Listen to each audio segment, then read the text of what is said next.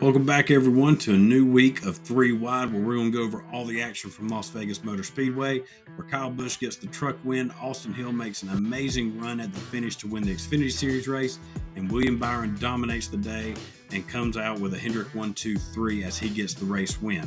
Now, before we get into all that, we're going to kick things off by talking about the biggest topic of the race weekend, and that was Chase Elliott's injury, and break down all the news from that on this week's episode of Three Wide.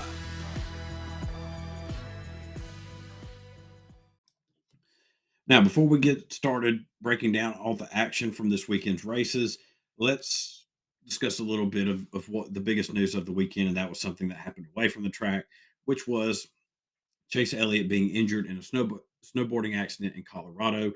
That news was broke Friday afternoon going into Friday night. All we knew at that time was that it was a leg injury. He was undergoing surgery. We didn't know what the injury itself was, how it happened as far as the details, but it was announced Josh Berry would be filling in for Chase Sunday at Las Vegas. But this whole deal, it led to immediate discussion and debate on social media about drivers and their extracurricular activities. And everyone was throwing in their 2 cents. Media members, fans, drivers, former drivers, car owners, just giving in their opinion on how they view this kind of deal. Now, a lot of people that I follow, they believe that, these are adults, these are guys, they're people just like me and you. They got to have their own escapes, their outlets, their vices, just to blow off steam, to get away from the stresses and the pressure, and just kind of live their life. Go hang out with friends, whatever they want to do. And all of a sudden, you have fans and media members and all saying this is a problem. This is where these owners should be putting stuff in contracts, telling drivers what they can and can't do. And I'm just not all about pigeonholing these guys. These are grown people, no different than me and you. They should be able. We get vacation time to go do whatever we want on our personal time. I mean, how would you like if your boss came to you and was like, "So, what are you planning on doing on your vacation?" Well, you don't need to do this, this, and this because you might get injured and you won't be able to come back and work for a while. Now, Chase has been snowboarding since childhood. He's grown up doing this. This isn't like Chase just picked it up on a whim, saying, "Hey, I want to go try snowboarding this weekend. See how it goes."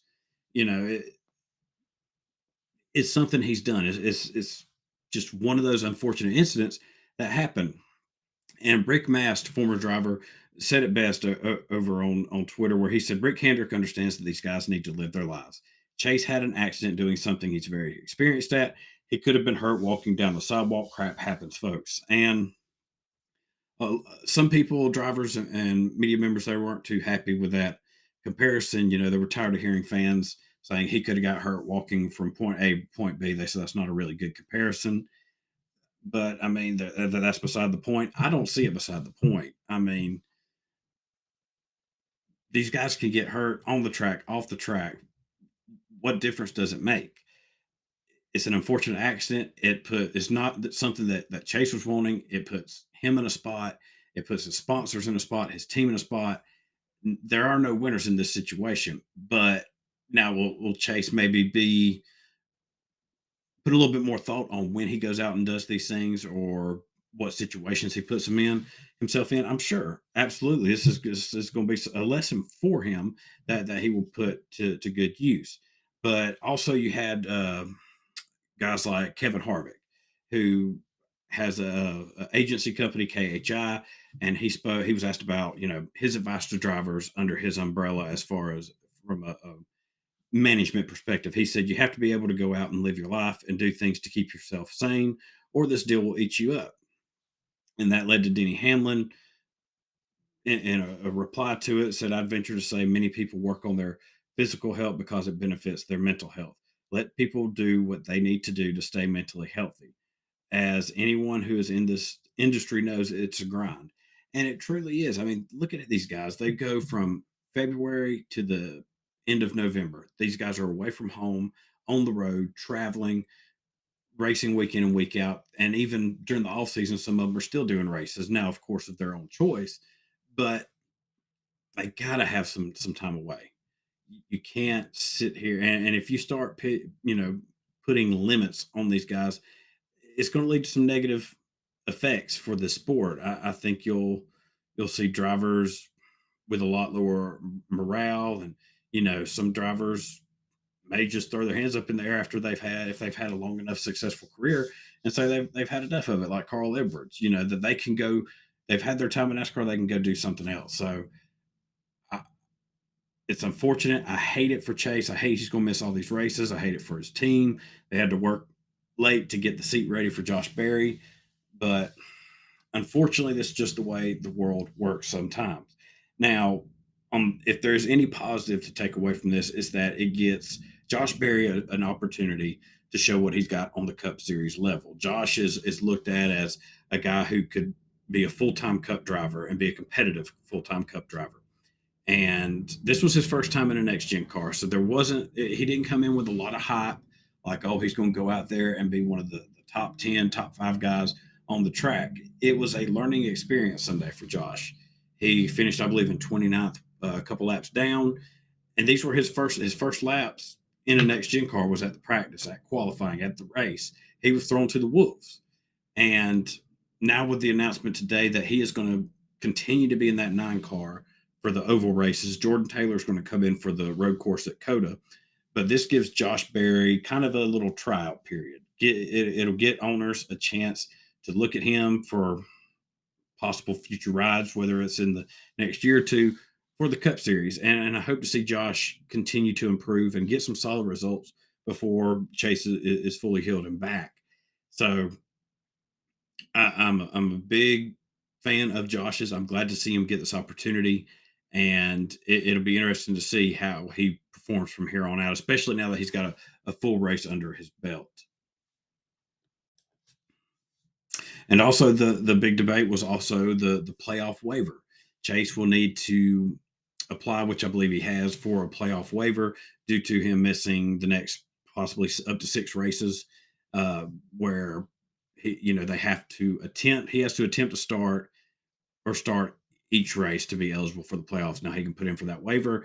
NASCAR most likely will approve it. They've applied more than they've denied. I saw a list where I think it was one denial in the history of these playoff waivers, and that was to Grant Enfinger for a reason I'm not sure. It's one of those where I don't even know why he was denied. But NASCAR has granted these waivers before for drivers getting hurt off the track. A lot of people were arguing that it shouldn't get a waiver because this happened in an extracurricular activity away from the track.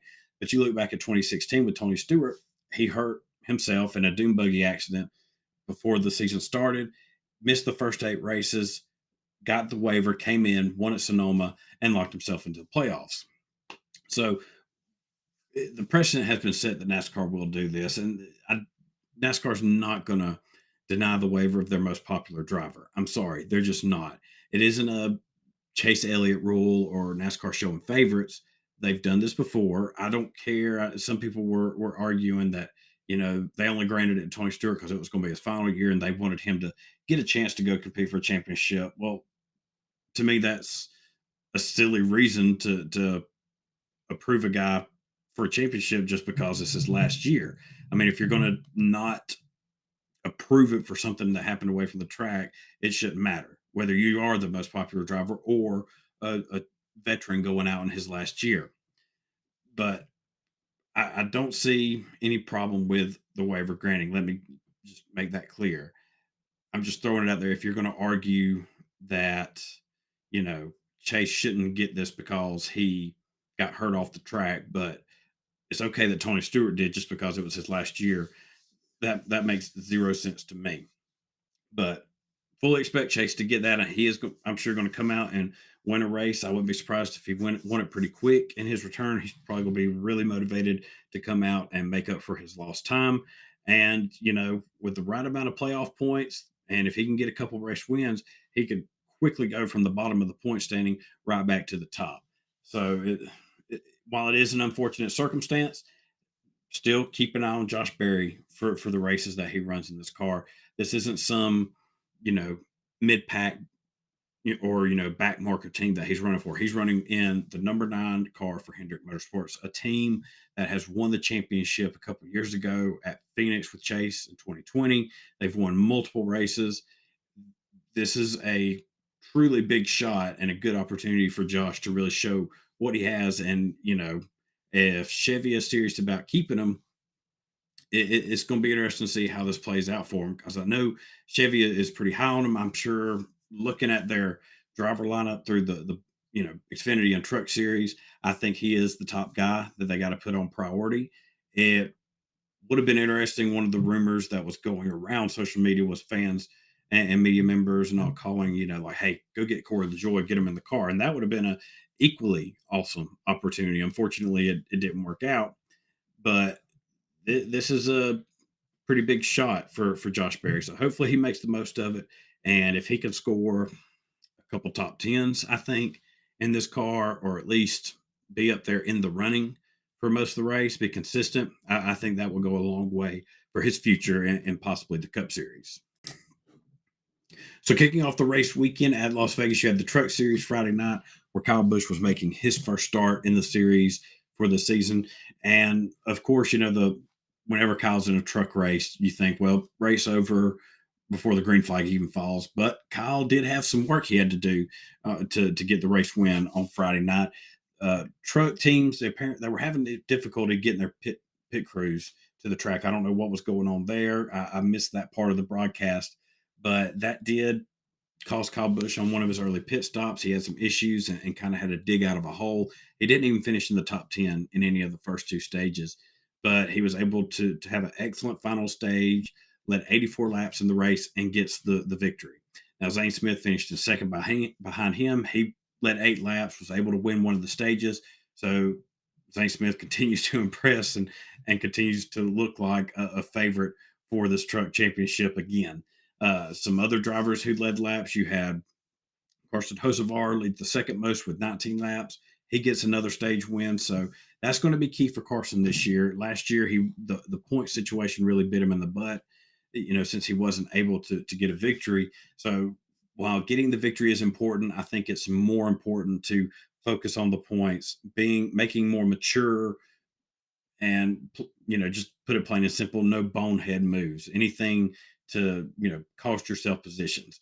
Make the most of what you got and live with it. And so far he has done that. He come away with some pretty good points after the race in Las Vegas. And also you had guys like Ben Rhodes, Grant Enfinger, Kaz Gralla, Daniel Dye, and Nick Sanchez have some laps led. Sanchez, he did have some issues. He was involved in a crash which took him out of the race, but he did seem pretty solid. He was just, again, pretty impressive. So he'll be a fun young driver to watch as the season goes on. Matt DiBenedetto, a solid day for him, even though he only came away with a 12th place finish, unable to get that top 10. He did finish third in the first two stages. So he comes away with some pretty solid points. And like Carson, that's got to be this team's mindset. It's just getting as many points as you can. Yes, the wins are nice. Get them if you can, but don't do anything to screw up your day in the points rankings. Now, also, you had Jake Garcia get a 10th place finish, another young driver, and gets a solid finish. But Chase Purdy was the one that really stuck out to me. Coming into the season, I was one of the more skeptical ones, with KBM going to Chevy, and with Chase Purdy, who, really underwhelmed last year with GMS. Coming into this high quality of a ride, he has definitely stepped up his game. He has looked impressive so far in the first two races, and it'll be interesting to see if he can keep this up throughout the season. If Chase is able to continue to score these top tens, top fives, and sneak in a win or two here, man, he has put eyes back on himself and will be a driver to watch moving up through the Chevy system. Now, Haley Deegan, she had a difficult race, to put it lightly. Uh, Coming into the season with Thor Sport, she was looked at as, possibly could have a great year and kind of get through that glass ceiling and finally get up there competing for top tens and top fives in the Truck Series. We're only two races in, so there's no need to hit the panic button yet or anything like that. She has plenty of time to turn it around, but she was again caught up in the eye of the storm of the truck field. They were racing 3-4 wide there in the back of the pack on restarts and when they were all bunched together. And she got squeezed between two drivers, went spinning into the inside wall on the back straightaway. That ended her day. So she's going to be looking to go into Atlanta and survive. If she can come out of Atlanta with a top 15, borderline top 10 day, that would definitely be a step in the right direction to turn her season around. Now, on Saturday, we had the Xfinity Series race where Kyle Busch again was in this race, going for the triple at his home track, but really wasn't much of a factor for most of the day. He did come away with a fourth place finish, led 4 laps, but it wasn't your typical Kyle Busch run that we everyone was expecting. So he finished top 10 in both the stages. Solid day with Colleague Racing, but Austin Hill was the driver of the day. Chandler Smith, he led 118 laps, looked to be well on his way to his first career win. And before we get into Austin, Chandler showed why he got the move, why Colleague took him and brought him up to the Xfinity Series. This is a talented driver and a guy who I think is going to win many races in this series and is a future Cup driver, in the next few years. But unfortunately, his handling went away there at the end. Austin Hill and Allgaier made a heck of a run to him there at the finish. Austin got by him there on coming to the white flag and is able to get the win. Now, this win is huge for Austin because this is his first win on a non-super speedway style race. And looking at Austin's career from where he started in the Truck Series to now at the Xfinity Series, in just the past few seasons, both in the Truck and Xfinity, to see the growth of him, it reminds me of Austin Cindric.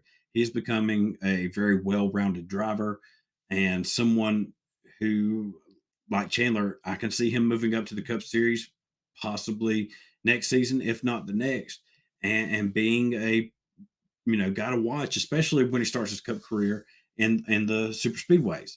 But Austin, he's right now definitely one of the favorites to make it to the Final Four the way he's racing right now, if not an early season championship favorite. Now, the one who's right there with him, I think, in the field that is going to have a solid season and be another top 4 contender is John Hunter Nemechek.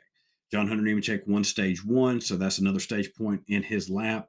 He gets some pretty good points on the day after winning last week, and this may turn into a year where it's John Hunter versus Austin. They are two of the strongest cars I think on the track right now, besides Josh Berry. And everyone, including myself, coming into the season, thought Cole Custer would come out firing and be like on a vengeance. It hasn't happened so far. It should have happened last week at Auto Club, but he had some mechanical issues, took him out of the race. But at Las Vegas, I mean, he finished, what was it, 8th in stage 2 and came away with a 12th place finish. Wasn't the run we were expecting to see out of him at this style of track, because he really excels, especially back in his Xfinity days, at this kind of track. So with that, you had the Xfinity race was the best race of the weekend. There's no doubt about that. Brett Moffitt was very impressive, at times running up there in the top 3, top 4 in his 25 car. Unfortunately, the finish won't show it, finishing in 22nd, but that team's looking pretty sporty here early in the season. Joe Graff Jr. making another start, and for Joe Gibbs Racing, he finishes in the top 15. Kyle Weatherman making his first start for R Motorsports. He finishes in 16th.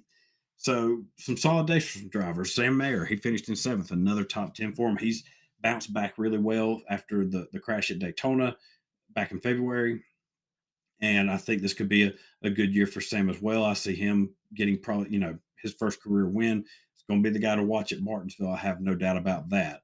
So, like I said, Xfinity race to me was the race of the day, of the weekend, actually. And no surprise there with the way the shows that they can put on. So, as they go into Phoenix next week, Justin Allgaier, I think, is going to be the guy to beat. But don't sleep on a Josh Berry or even a John Hunter Nemechek. I think they could contend for the win against him. And I just got the sneaking feeling Riley Herbst, he's going to be a guy to watch at Phoenix as well. I think he can have a strong run there and might even be able to pull off the upset. Who knows? We'll just have to wait and see. So before we get started on our next topic, let me tell you about our presenting sponsor, Hunt to Harvest. Now, as you've heard me say before, Hunt to Harvest is back with us for our second season here at Three Wide. And if you are looking to update or upgrade your hunting apparel, then look no further than hunttoharvest.com, where you can check out their amazing selection of long sleeve and short sleeve shirts, as well as their selection of performance polos. Also, right now, they're having a mystery box special, and you can get 3 shirts chosen at random sent to you for $33. And at $11 a shirt for this kind of high quality product, you cannot find this kind of deal anywhere else. So head on over to hunttoharvest.com, click on that mystery box option at the top of the page, select your size, and when you go to checkout, be sure to enter that promo code RADNEY18923. That's RADNEY 18923, where you can get 3 of the most comfortable shirts you were ever put on sent directly to you. And that's at hunttoharvest.com. Now, on Sunday's Cup race, it was a little bit underwhelming of a race. With this next gen car, we're used to seeing, especially over the past season, some excellent mile-and-a-half track racing. But this looked like kind of going back to your typical mile-and-a-half race where, wasn't a lot of exciting racing. Guys, the cream rose to the top. You look at the top 3, William Byron comes away with the win, his first on the season. Kyle Larson in second, Alex Bowman in third.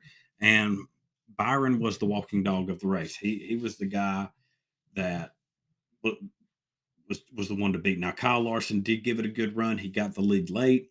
Unfortunately, due to an overtime restart after Eric Almirola spin, and with Martin Truex Jr. staying out, William Byron was able to get around him and go on to the race victory, which was well earned. Byron was the top guy all race long, and he comes away with max points. He won both stages and the race, so he's sitting pretty good on playoff points early in the season. The main thing, and I discussed this on my YouTube channel with Byron, is I want to see where he is 3 or 4 months from now. Last year, he started off hot, won 2 of the first 8 races, and then was just about non-existent the rest of the season, was not a factor anywhere. Can he turn that around this year? Not only compete for wins, but when you're not up there competing for the win, get those top 10s, get those top 5s, come away and, go out and get stage wins and playoff points. Build yourself up as a threat to the championship. So while it's impressive right now, check back in 3 or 4 months. We'll see where he sits compared to last season. Alex Bowman, I thought for a minute there he was going to sneak away and get another victory like he did last year, luck into another one, as they say. But he still comes away with a solid 3rd place finish. And right now, Bowman, Suarez, and Corey LaJoie are the 3 most impressive drivers this early in the season. Bowman and Suarez are the only drivers to score top 10 in the first 3 races. Bowman has 2 top 5s. So a solid start for those 2 guys that signed, multiple year contract extensions when the season kicked off. And they are looking like that was a very good investment for those team owners. Meanwhile, Corey LaJoie, he gets another 20th place finish. So he has started out the year with Spire Motorsports, getting 3 top 20 finishes. And while that may not blow up on the stat line, for him and this team, that's huge. Last year, they came in with a lot of expectations. I know, Corey had mentioned in an interview with Dale Jr. that they believe they should be a top 25, top 20 team, and they should finish pretty decent in the points. It wasn't that way last year. It was a very disappointing year. The biggest race of note for him was when he nearly won Atlanta in the summer. But other than that, it was a pretty non-existent year for him. But this season, they have come out firing on all cylinders, being up there in contention in some of these races, being right up there in the top 10 in the thick of things. So whether that's, Spire Motorsports improving their car, Corey LaJoie, putting this team on his back and carry him, a little bit of both. It's an impressive start for him. And it's these kind of races that could catch the eye of a big team that may look to try and take a shot at Corey, or Corey may be happy where he's at with Spire. When he signed with them, I know he was wanting to build this team up to contenders. He felt like, between him and this team, it'd be the perfect relationship that they could turn this team into contenders. Hopefully, what we're seeing right now is just that start of it, and he can continue this hot streak going. What I was really surprised about also was the Fords and the lack of them up at the front in contention for the race win. Excuse me. Normally, especially for Penske, like I was expecting Joey Logano and Ryan Blaney to really be up there and leading laps, and settling it between themselves for the race win. While Logano did lead 9 laps, he was knocked out of the race due to contact with the outside wall, spinning across the infield grass and doing some damage to the body that took him out of the race. Even before then, I mean, he was running up in the top 15. It just wasn't a Logano Las Vegas kind of day. And Blaney came away with a 13th place finish, but even that felt kind of underwhelming. I thought he should have at least come away with the top 10. Their teammate Austin Cindric was the highest finishing Ford in 6th place, and Kevin Harvick, the top finishing Stewart Haas racing car, in 9th. And Stewart Haas, that's another team that really struggled that I was surprised about. I mean, Harvick's teammates, Priest, Briscoe, and Almirola, that they had some issues. They just did not seem to be up to snuff. Now, could that be a deal with weather? It was cooler at the race, and maybe they weren't prepared for that, or is Ford kind of scrambling, going to be looking to try and get this ship turned around? Because Las Vegas is a playoff track. They're going to be have to start searching to try and improve their standing right now in the field. But Bubba Wallace, man, what a run for him. He finished in 4th place. Him and Tyler Reddick, I said last week, came into this race needing to just have a solid finish. The first 2 races have been disastrous for him. Tyler Reddick hadn't finished a race yet in the season and was pretty much at the bottom of the point standing coming into Las Vegas. Bubba, he was in the top 10 most of the day. Due to that overtime restart, he was able to make the most of it, come away with a 4th place finish. So excellent day for him. Tyler Reddick keeps it clean, led a few laps, and comes away with a 15th place finish. So not a finish to write home about, but possibly a step in the right direction for him to get that momentum and consistency back going his way as we get ready to go into Phoenix, which could be a very good track for Tyler. Now, Martin Truex Jr., there at the end, they had the overtime restart, and Martin's crew chief, they made the call to stay out. And unfortunately, they were the only car to do so. And Martin come away with a 7th place finish. Still pretty good day for him for staying out on older tires. Everybody else came in and pretty much took 2 tires.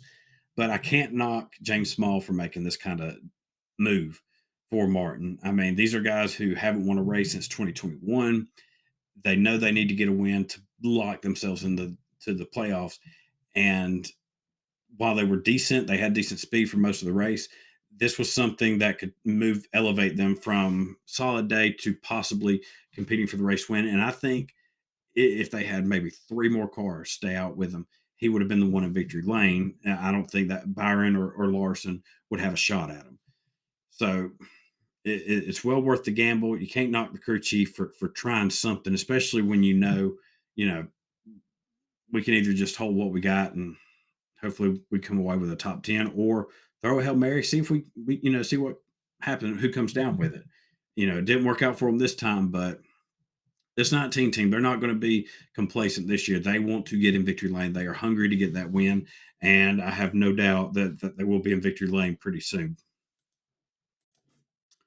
So this weekend we have action from Phoenix International Raceway, and this will be the final stop on the West Coast swing before they head back to Atlanta Motor Speedway.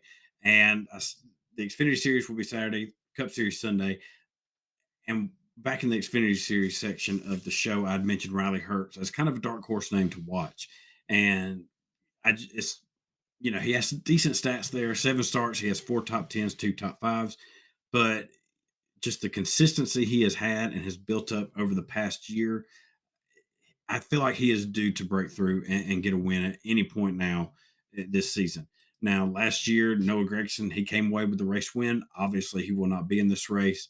So who steps up and gets the race win this year? Last season we had Brandon Jones finish second, leading 30 laps. Can he break through and get his first win with Junior Motorsports? Or his teammate who finished third last year, Josh Berry, can he get his first win on the season and really, get his confidence up before he gets ready to make his second start in that 9 car on the Cup Series? Other drivers to watch, of course, anytime you mention Phoenix and the Xfinity Series, you have to put Justin Allgaier at the top of that list. This is one of his better tracks and will be someone to keep an eye on throughout the race. Now, outside of that, I mean, John Hunter Nemechek and Austin Hill, they've shown the most speed this season. Austin didn't have the best showing there last year, finishing 17th, but this is where what I was talking about, where he seems to be becoming more of a well-rounded driver. This is where he can, take that next step and not necessarily compete for a win, but if I think if he can improve and get a top 10, it will definitely be a step in the right direction and show just how much he has, come along since starting racing it back in the truck series. Now, Daniel Hemrick, he's looking to continue to build some momentum. Last year he finished in eighth here, but this is the site of his one career win, which won him the championship back in 2021. So Hemrick, I would put him in that list with Riley Herbst as far as a dark horse. I think he's mainly going to be focused on just getting a solid finish. But either way, I mean, the Xfinity Series always puts on a good show. And even though Phoenix, the track itself, don't put on the best races, I think the Xfinity Series will be a good race to watch come Saturday. Now on Sunday, we have the Cup Series race where Chase Briscoe won his first career race last year and what was a pretty solid showing. 101 laps led, was one of the top cars all day long. Ever since then, he's been hot and cold. I think he's still trying to get his footing in the Cup Series. So if he can come away and just kind of like, Daniel Hemrick, come away with a top 10, top 5, I think it'll be a good day for him. Tyler Reddick is going to be the guy to watch. He finished third here last year in that 8 car. Now that he's got a good, solid finish under his belt at Vegas, does he get a little bit more pep in his step, get that confidence back? And he knows he ran here good last year. Does he look at this as his first true opportunity to go out and get a win for that 45 car, which finished 5th last year with Kurt Busch? Ryan Blaney, he's going to be another guy to keep an eye on. He led the most laps last year with 143. Hopefully this may be the place where Blaney can finally break through and get that first win since 2021. Ryan was the topic of conversation a lot today. Kyle Petty had mentioned on their podcast, and I'm paraphrasing here. I don't have the quotes here in front of me, basically saying Ryan Blaney and Casey Kane, he's kind of on the same career path or look as Casey Kane, where, the talent's there, the potential's there, but just it's never realized. Now, Blaney is a lot younger and in the early stages still in the earlier stages of his career, I'll say. He's won several races, and Blaney's always seemed like he's just right there on the cusp of coming through and having a big season like his fellow younger drivers, Chase Elliott and Kyle Larson, have had. Now, Kyle Petty was catching a lot of flack for that. I didn't look at what he said as a diss to Blaney.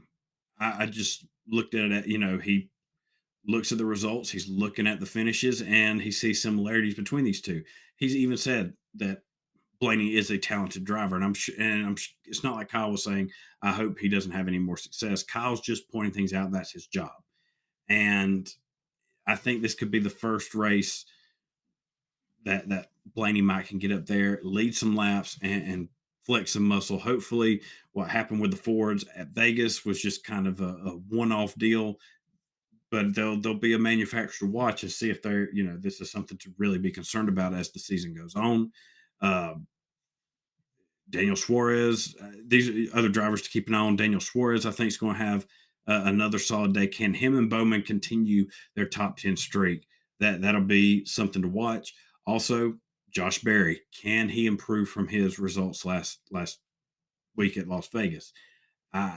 Phoenix is a good track for him, and I think if he can stay on the lead lap and just come away with a top 20 finish, I think that would be a great day for him and a step in the right direction. And that'll wrap up this week's episode of 3 Wide. As always, thank you for joining me and listening along. Be sure to hit that subscribe button if you haven't already to wherever you're listening to this podcast from. And you can click on the link below in the description and head over to our YouTube channel. Click the subscribe button there, where we're going to be bringing you great content from race reactions, news reactions, all sorts of different topics. And we're going to try and get more regular with that YouTube channel. So be sure to catch on to that and hit that subscribe button so you know when a new video drops. Now, I hope everyone has a wonderful rest of their week, enjoys all the action from Phoenix this weekend, and we will meet back same time next week and go over all the action from the final stop on the West Coast swing at Phoenix International Raceway.